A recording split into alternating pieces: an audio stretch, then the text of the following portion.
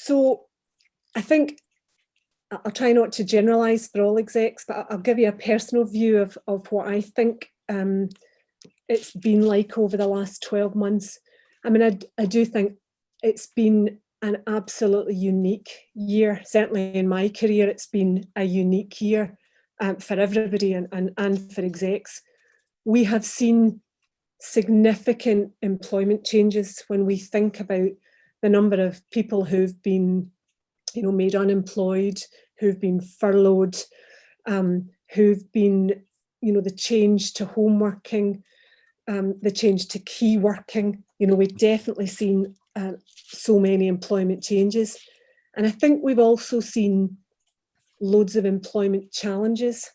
And it maybe touches a little bit on your reskilling point. I'll give you a few observations on what I think those challenges have been. I think when I think about the last 12 months, 13 months, whatever it is, the things that strikes me is the speed that everything has happened.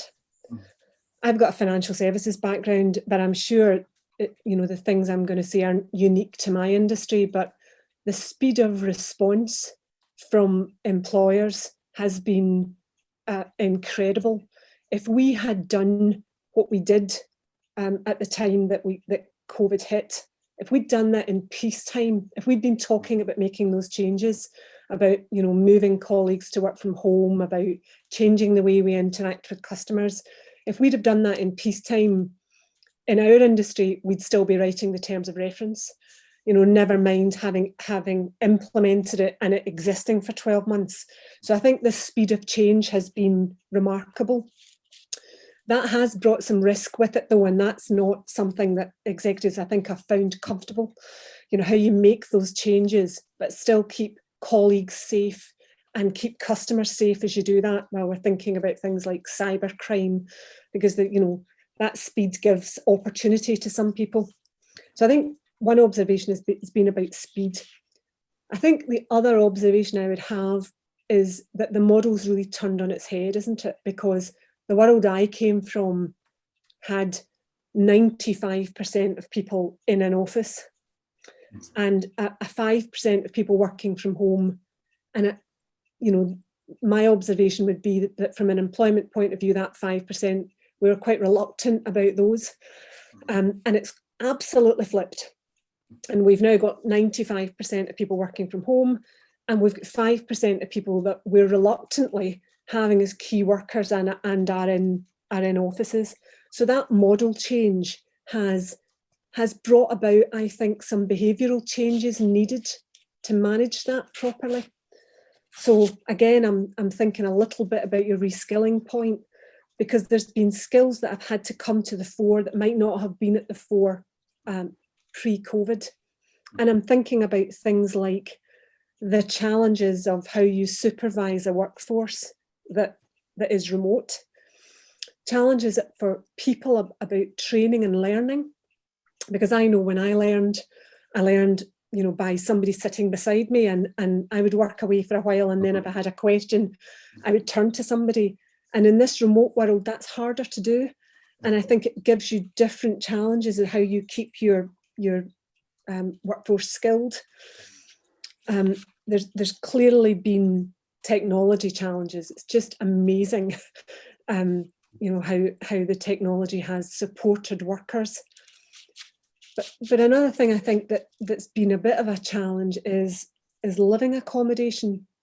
I always think I am so privileged. I've worked from home this whole pandemic, and I've been so lucky to be in a place where I've got a spare room.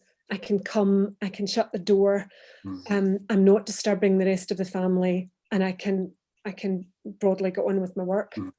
But I've got colleagues who, they might be flat sharing, and they're doing their job sharing a kitchen table with somebody.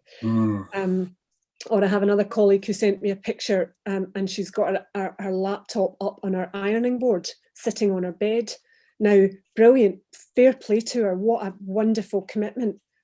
But doing that for a year is not an easy thing to do. So I feel very privileged, and working from home for me is very different from working from home for others. and how you support those people is not easy. So I think it's been it's a difficult time for people emotionally. And I think that has made emotional intelligence almost come from a management and leadership perspective. That has become a really important skill, as important as IQ has always been. I think EQ has nudged itself up there. I think another observation would be communication for execs has become different. I learned a lot about the mood of the area I worked in by just listening as I went down in the lift and as I made myself a cup of coffee, and you haven't got that informal network anymore. So I think communication and how we do that, and you cannot, in my view, over communicate in these times.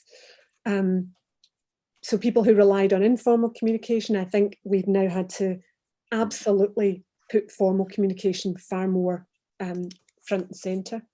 Yeah.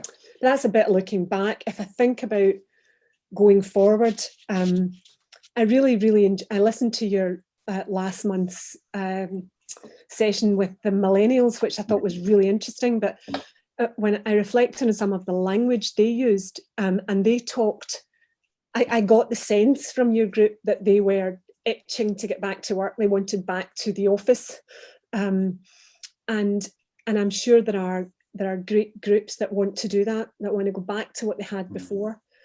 I think that equally, though, there are groups who have managed really well at home, who really enjoy, perhaps if they've got a bit more space in their house, they've enjoyed working from home, they've made it work, they've enjoyed more flexibility around how they work. They've changed their living situation. I'm amazed always, when I do big Zoom calls, how many new pets I see, kind of new pets, puppies, and new babies. We've seen a kind of baby boom in lockdown, haven't we? People have changed their lives, actually. And I think they will want to think differently about how and when and if they go back to that. And people will want hybrid. So I think one of the challenges going forward is how we make that work. And we don't create a tension about employers thinking people are going to go back,